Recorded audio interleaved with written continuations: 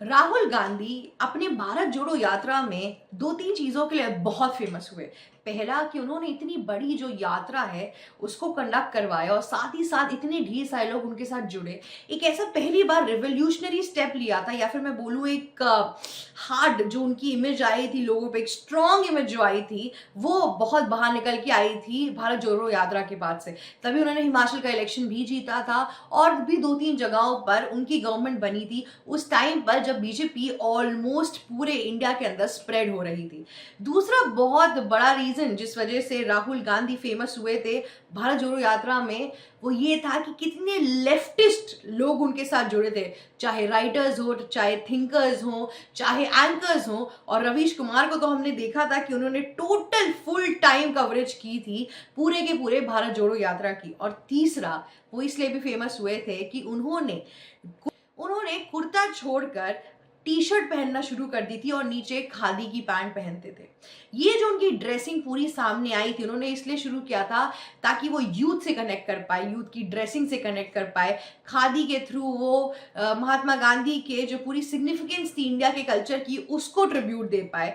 और ये सब उन्होंने फलाना इन तीन रीजंस भरे थे कि हम इसलिए ऐसा करते हैं। और उन्होंने सिमिलर चीज अभी तक कैरी ऑन की। भारत जोड़ो यात्रा को पूरे हुए बहुत साल हो गए हैं, उसके बाद से भी अभी तक पार्लियामेंट के अंदर राहुल गांधी बहुत कैजुअल टोन में आते हैं। हमेशा आपको दिखेगा कि एक टी शर्ट पहन के आ गए, नॉर्मल सी पैंट पहन के आ गए, या फिर और उसमें बार बार वो ये चीज मेंशन करते हैं कि ये खादी का बना हुआ है, मैं विदेशी चीजों का इस्तेमाल नहीं करता हूँ, ये वो वगैरह वगैरह।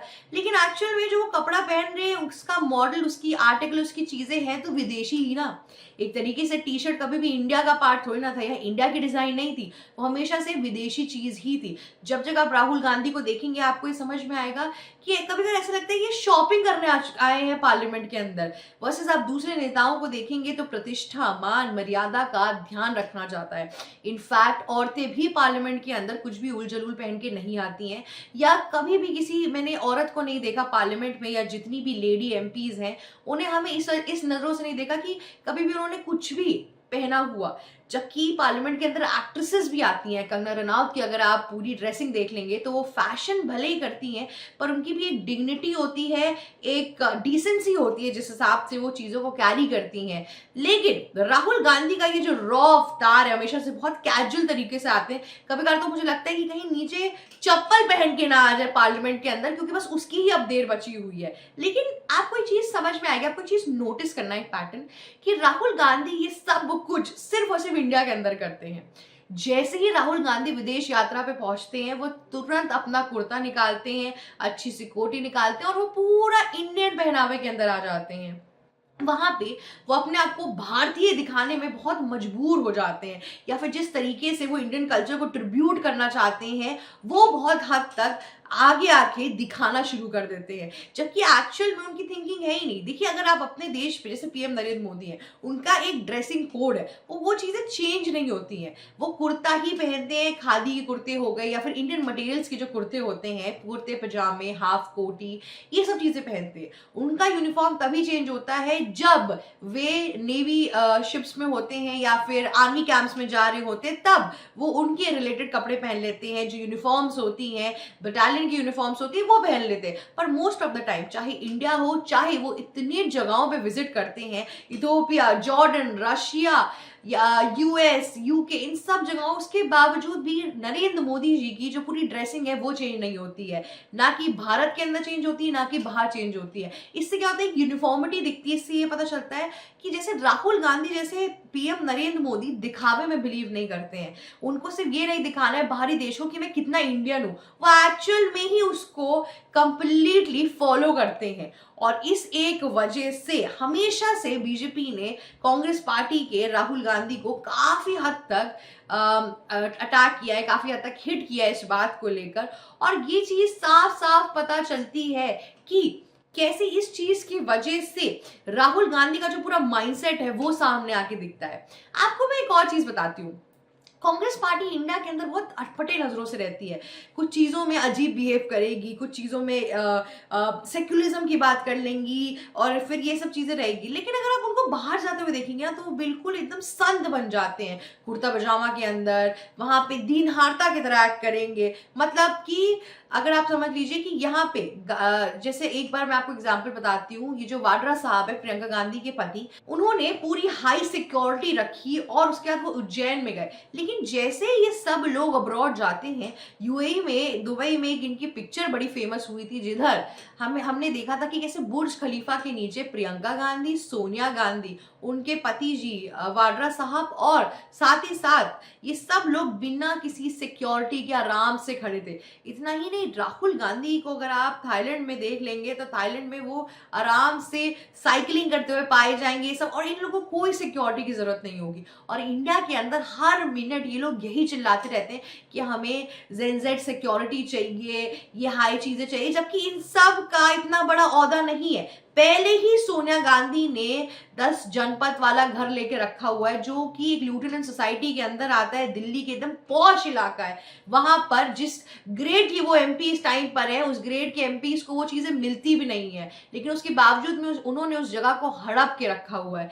इतना ही नहीं, उसके बाद से ये भी पता चलता है कि किस तरीके से वहां पे बिजली का बिल टाइम पर नहीं दिया जा रहा है, अलग अलग मुश्किलें आ रही हैं, और अभी तक उनको वहां से हटाने की कोशिश नहीं की गई है। इसी सिमिलर वे में भी राहुल गांधी का जो पूरा इस टाइम पे एटीट्यूड है इंडिया की तरफ और इंडिया की चीजों की तरफ, वो बड़ा ढीला दिखाई देता है। पार्लियामेंट के अंदर अगर उन्हें जाना हो तो उनका कैजुअल ड्रेसअप होगा। पार्लियामेंट के अंदर वो जाते हैं तो कभी भी जाते जाते प्रियंका गांधी को गाल पर एक किस दे के चले जाते हैं, तो कभी और सारे कहते हैं जो लोग होते हैं उनको घूरते रहते हैं। तो ऐसे बहुत केसेस हैं जिधर हमने राहुल गांधी को रजिस्टर होते हुए देखा है।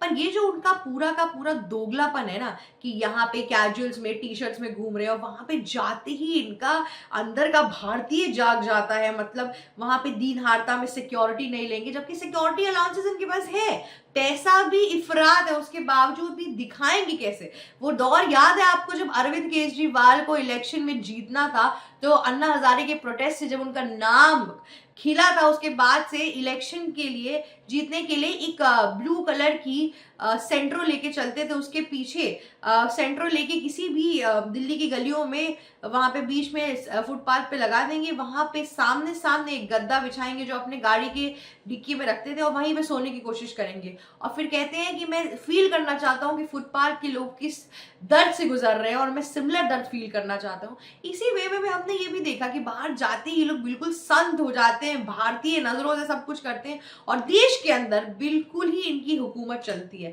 इतना ही नहीं, राहुल गांधी तो एक बहुत छोटा एग्जाम्पल है, दीपिका पादुकोण भी सिमिलर है। चाहे पॉलिटिशियंस हो चाहे एक्टर एक्ट्रेसेस हो, इन लोगों का एक सेट ऑफ रूल बन चुका है कि इंडिया के अंदर सारा सेक्युलरिज्म दिखा देंगे, इंडिया के अंदर अलग अलग चीजें स्टेट कर देंगे कि अगर और दूसरा तरफ कोई बोले तो आपकी गलती है। लेकिन दीपिका पादुकोण और रणवीर सिंह अभी 2025 में ही उन लोगों ने एक अबू धाबी के साथ टूरिज्म का शूट किया था, जहां पे दीपिका पूरे हिजाब अटायर में दिखी। इतना ही नहीं, आपके जो रणवीर सिंह, उन्होंने भी पठानी कुर्ता पहना था और दाढ़ी वैसी थी, मतलब बहुत चीजें उन्होंने एक तरीके से रखी और वहां पे इन लोगों ने भयानक शूट किया। उसके बाद से इस पूरे कल्चर को इम्ब्रेस भी किया, तारीफ भी किया। पर इंडिया में दीपिका पादुकोण उस एड में आई थी वो के कि जहां पे बोला जा रहा था wearing bindi is my choice. जी हाँ, मैं बिंदी लगाऊं या ना लगाऊं ये मेरी चॉइस है, मैं जैसे कपड़ा पहनना चाहूं मैं पहनूं वो मेरी चॉइस है। तो आपकी चॉइस तो डेफिनेटली है, पर जिस हिसाब से आप अपनी चॉइसेस बदलते रहते हैं ना दोनों ही कंट्रीज देख देख के, वो गलत है। लोग इंडिया को फॉर ग्रांटेड लेने लगते हैं और विपक्षी दल के नेताओं की ये बात तय है कि वो किस तरीके से अपने पार्टी प्रेसिडेंट को ही नहीं पूरे देश को फॉर ग्रांटेड लेने लगते हैं। उनको लगता है पैसा तो आ ही रहा है, सत्ता तो चली रही है, एक दिन मैं प्राइम मिनिस्टर भी बन जाऊंगा तो चीजें चलती ही रहेंगी। जिस तरीके से उनके बाबा और दादाओं ने राज किया था, मैं भी सिमिलर वे में राज करूंगा। पर वो भूल चुके हैं कि अब इंडिया बदल चुका है, अब हमारा यूथ एक्टिव हो चुका है और यूथ इन सब बातों में नहीं आएगा।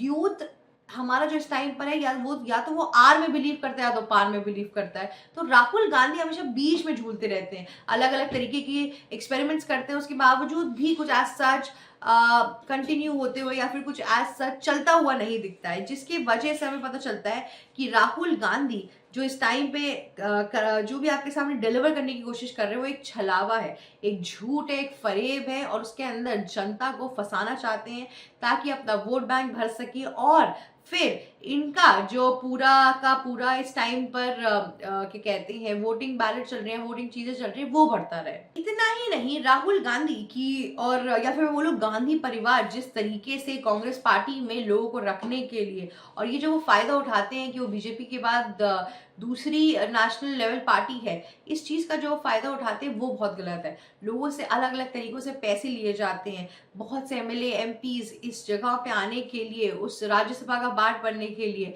इन लोगों को पैसे देते हैं। उस पैसे से जो कमाई होती है वो तो होती है, पर उसके बावजूद भी आपको ये समझ में आ जाएगा कि किस तरीके से ये लोग रहते हैं। खैर, आज के लिए बस इतना ही। अगर आपको ये वीडियो अच्छी लगी तो प्लीज लाइक, शेयर, सब्सक्राइब और कमेंट करना मत भूलिएगा। जाते जाते बेल आइकन भी हिट कर दीजिएगा। Thank you so much for watching us. ABC Hindi news, आज ही जुड़िए हर खबर के साथ